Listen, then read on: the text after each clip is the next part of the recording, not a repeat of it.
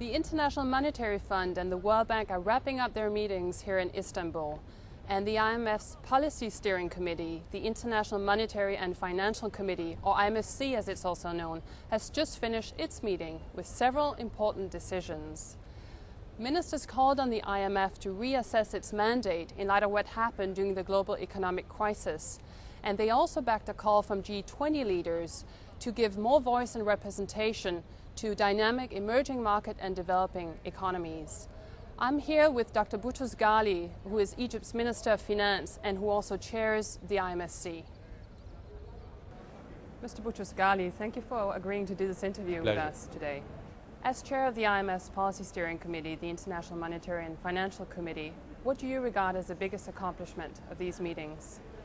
The biggest accomplishment in the last, say, 12 months, we've restored the IMF to its central role as a clearinghouse for policy, a clearinghouse for financing, a clearinghouse for discussion, for coordination among members. You may remember before the crisis, the IMF was gradually being marginalized. People didn't need any borrowing and therefore didn't think that the fund was necessary. Now we have re-established that the fund is not only necessary but essential for a proper coordination of policies across the world. What do you see as the key challenges for policymakers during the next 6 months?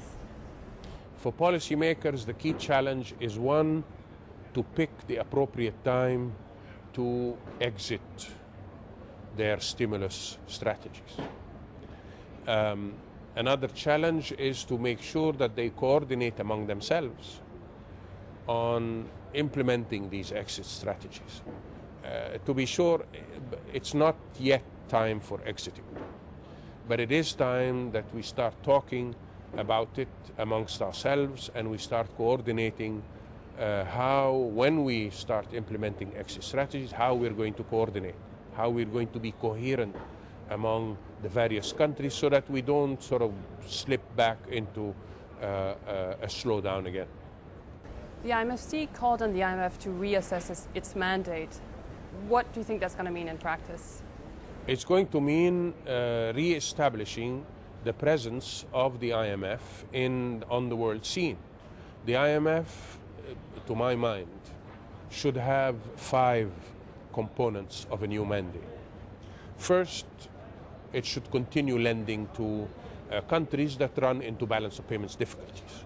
And it should continue providing advice so that the policies that led to these difficulties get corrected. Many developing countries will still need the fund in years to come. Second, it should be a reserve pool for the membership, so that instead of each country insuring itself against balance of payments problem by accumulating huge amounts of reserves, these reserves should be pooled in a central pool and countries should have access to them whenever they need them. How, through what instruments, with what conditions, if any, this remains to be established. Third, increasingly, the countries will need peer review of their policies. They will need to compare notes. If you're going to compare notes, you need to be measuring different things with the same measure, with the same metric. The only one who can provide this metric is the IMF. They have a uniform way of doing things. Finally, the fund should be at the lead in establishing the parameters of the new international financial system. It needs to be at the forefront, because if we're going to do anything in the international financial system, it needs to be done coherently and it needs to be done across the board. The only organization that can do that is the IMF. Now, the IMFC also backed the call by G20 leaders earlier this month to shift quotas at the fund towards dynamic emerging market and developing countries. But what are the steps that are going to lead to that, and what's next in terms of governance reform, do you think?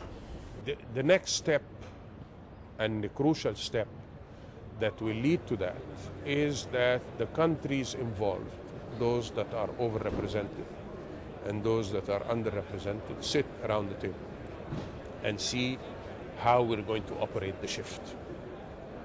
Of course, we will use objective criteria for saying country X needs an additional 2 points, country Y needs to drop by 2 points, but ultimately this is a political process. We're all concerned about the viability of the fund. We're all concerned about the objectivity of the fund. But ultimately, it is a political discussion. And I hope that before 2011, January 2011, when the shift is due, we will have undertaken that discussion and we will be able to bring the final solution to that quota shift. What do you think is going to happen to the IMFC? You were talking about a new role, more enhanced role for the IMFC. Well, there has been talk around to have a ministerial council. It's in the Articles of Agreement, and a number of countries are pushing for it. I myself think that it is premature to talk about the council now, and on the contrary, it is more interesting to start strengthening the IMFC in its workings, in the way it addresses problems, how it talks to the board, etc. The IMFC presently is an advisory board. The next step would be for the IMFC to be a decision-making board, to provide the political cover to what the IMF is doing, to what the executive board is doing, and generally the direction, the political direction of the institution. This will take time, and it won't happen easily, but I think this is the right way to go. Now, your own country, Egypt, will be the host of the World Bank IMF meetings in 2012. Yeah. What's that going to mean for Egypt, do you think? It means Egypt will have come of age and suddenly appear on the radar screen of the world.